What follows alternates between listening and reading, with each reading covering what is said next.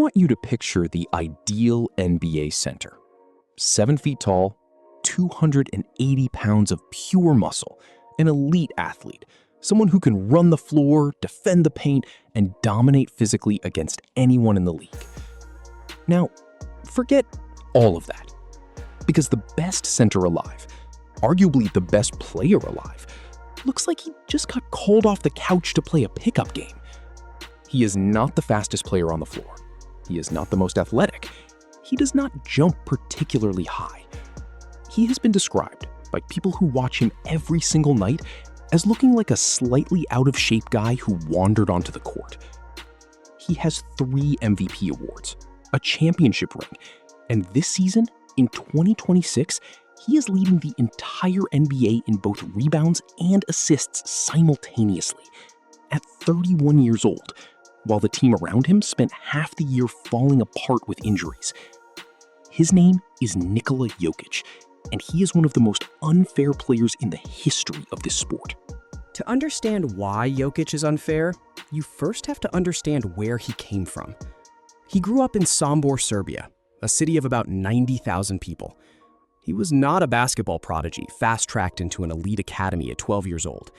He played basketball, yes, but his first love was horses. He still breeds horses today. He went back to Serbia after winning his first MVP and spent time at the stables. That is who this man is.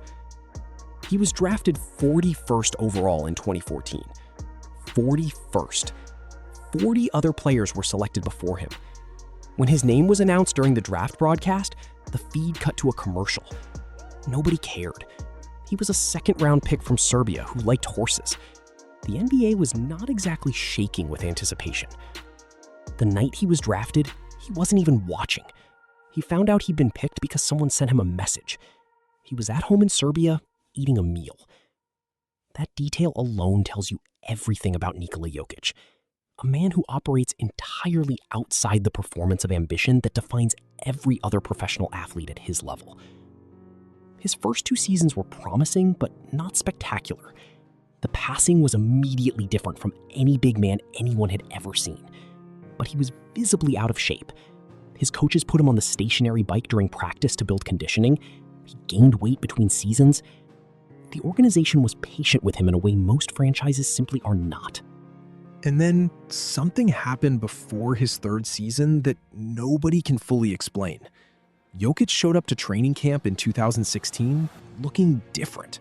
Not shredded, never shredded, but locked in, like a switch had flipped. He averaged 18 points, 10 rebounds, and 7 assists that season, at 21 years old. The NBA had a problem on its hands. It just didn't know it yet. Here is the thing about Nikola Jokić that breaks defensive coordinators' brains. Every other great player in NBA history has had a primary weapon. Jordan had the mid-range, Shaq had the post, LeBron has the drive, Steph has the 3. You build a defensive scheme around that primary weapon. You take it away, force them somewhere uncomfortable, and manage the damage. Jokić doesn't have a primary weapon. He has everything at the same time.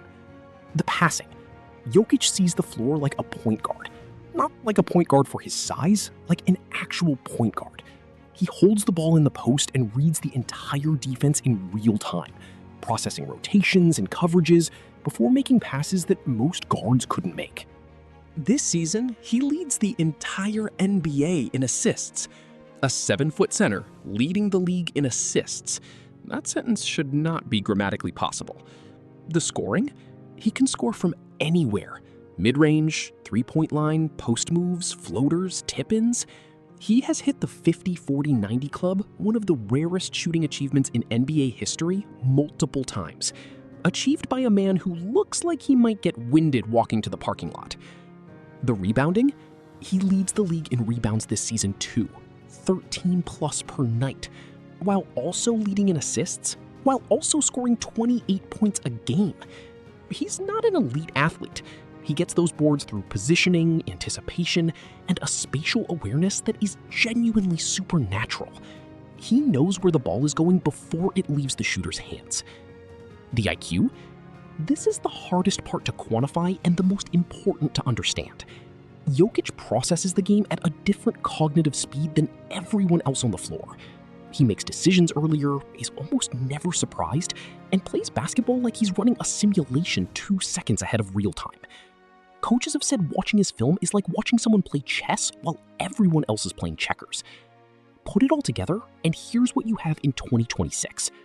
A player who leads the league in rebounds and assists simultaneously, something that has almost never happened in NBA history. A player who makes Denver 13 points per 100 possessions better when he's on the court. A player doing this at 31 years old on a team that lost Aaron Gordon, Peyton Watson, Christian Braun, and Cam Johnson to injuries for a combined 140 games this season. And he still kept Denver at nearly 50 wins. He makes the hardest thing in basketball look like a mild inconvenience. Jokić has won 3 MVP awards, 2021, 2022, and 2024. Each time, there was debate. Each time, someone argued the award should go to someone more athletic, someone in a bigger market, someone who looks the part. In 2025, he averaged career highs across the board. 29 points, 12 rebounds, and 10 assists per game. A statistical triple-double average. Numbers that no center in the history of the league has ever put up. He finished second in MVP voting. The argument against him was that Oklahoma City's record was better. Shai Gilgeous-Alexander won. Jokić went back to Serbia. Back to the horses. In 2026, he came back even better.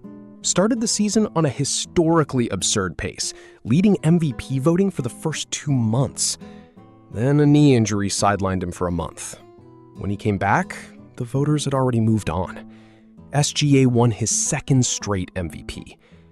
Jokić finished with a season that would have been the unanimous MVP in almost any other era of basketball, and lost again to the same guy. He is statistically the most dominant player of his generation. And the generation he plays in happens to have SGA, Wemby, and Luka all peaking at the same time. Wrong era, wrong body type, wrong personality for the algorithm. Right game, every single time. In 2023, the Denver Nuggets won their first NBA championship in franchise history. Jokić averaged 30 points, 14 rebounds, and 7 assists in the finals against Miami. Unanimous finals MVP. Nuggets won in 5 games. After the final buzzer, while his teammates were losing their minds on the court, jumping, screaming, pouring champagne, the cameras found Jokić sitting quietly on the bench. Not sad, not detached, just still, taking it in his own way. His brothers came onto the court and the 3 of them just stood there together. In the press conference after winning the championship, someone asked what the title meant to him. He said, "Everything, but tomorrow I go home." He was back in Serbia within days, at the stables, with the horses. No victory tour, no brand deals announced, no reality show. He just went home. That's the final layer of why Jokić is unfair. It's not just the numbers. It's not the MVPs or the ring. It's that he does all of this without needing any of the things that other great players desperately need. The validation, the narrative, the spectacle, the brand. He doesn't care if he wins the MVP this year. He doesn't care if people recognize his greatness. He doesn't seem to care about much beyond playing the game as well as it can possibly be played. And then going home. Most players spend their entire careers chasing what Jokić seems completely indifferent to. And that might be exactly why he's better than all of them. We are watching something in 2026 that we will spend the next 30 years trying to explain to people who weren't paying attention. A 31-year-old center on a team held together with duct tape and prayer, leading the entire NBA in both rebounds and assists, statistically making his team better than any other player makes theirs. Losing the MVP to a younger, faster, flashier player, and not losing a single night of sleep over it. Nikola Jokić is the most complete basketball player who has ever played this game. The numbers say it. The advanced metrics scream it. The coaches who have tried to stop him confirm it. He just doesn't look like it. And somehow, that's the most unfair part of all.